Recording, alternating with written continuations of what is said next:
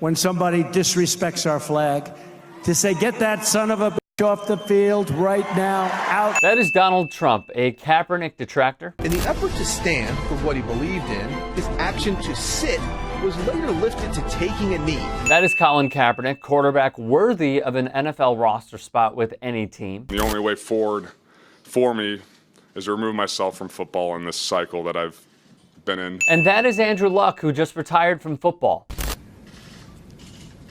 Sorry.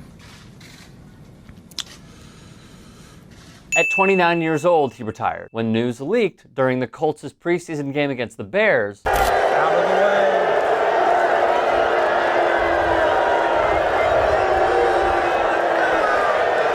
Fans booed him mercilessly, discarding the quarterback's own health and time spent with the Colts since he was 22 years old out of Stanford. His injuries: a shoulder sprain, torn cartilage in the ribs, partially torn ab, lacerated kidney, a concussion, torn labrum in his right shoulder, and now the calf and ankle problem that hasn't healed. I have experienced this. People close to me have experienced this. So it's something that needs to be addressed. Rightfully so, the conversation should now turn to Kaepernick. On the Colts' depth chart is Jacoby Brissett, an unproven on the field but strong Twitter game. Behind him, Philip Walker, and this guy. New video has surfaced now of an altercation outside of a Buffalo bar on the weekend involving the nephew of Bills Hall of Famer Jim Kelly. Jim Kelly's nephew, Chad Kelly, who's had his fair share of trouble. Like punching a bouncer in the face at 3:15 a.m. and, after being thrown out, threatening to shoot and kill bar patrons with an AK-47. Or when he drunkenly criminally trespassed,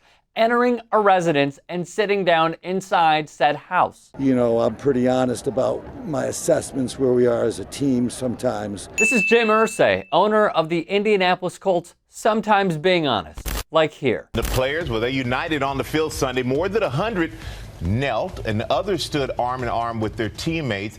And some teams chose not to take the field during the national anthem. When NFL players took a knee to protest police brutality, like how police kill a disproportionate number of black people in this country without any repercussion, Merce said, I think it's the wrong venue. Because a player protesting in his backyard makes sense. It hasn't been a positive thing. What we all have to be aware of as players, owners, PR people, equipment managers, is when the lights go on, we are entertainment. We are being paid to put on a show. There are other places to express yourself. Or if Trump had his way, not geographically in his own vicinity. I don't think people should be staying in locker rooms, but still, I think it's good. You have to stand proudly for the national anthem. Well, you shouldn't be playing. You shouldn't be there. Maybe you shouldn't be in the country. As much as Irsay's words matter, his actions do as well. Antonio Cromartie took a knee when he was with the Colts and was released. I'll be honest, wrote Greg Doyle. From the moment it happened, I wondered if the Colts released Antonio Cromartie after the London loss, not simply because he was bad that game, and make no mistake, he was bad that game,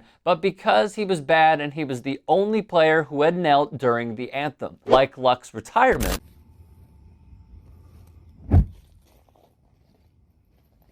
Colts fans hated the protests. The NFL wants to sit during our national anthem.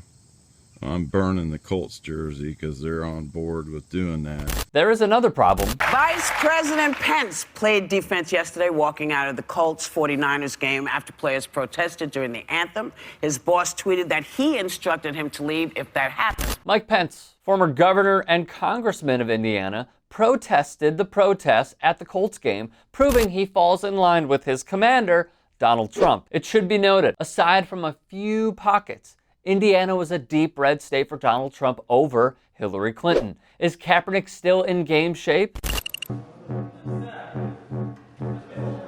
5 a.m., 5 days a week, for 3 years, still ready.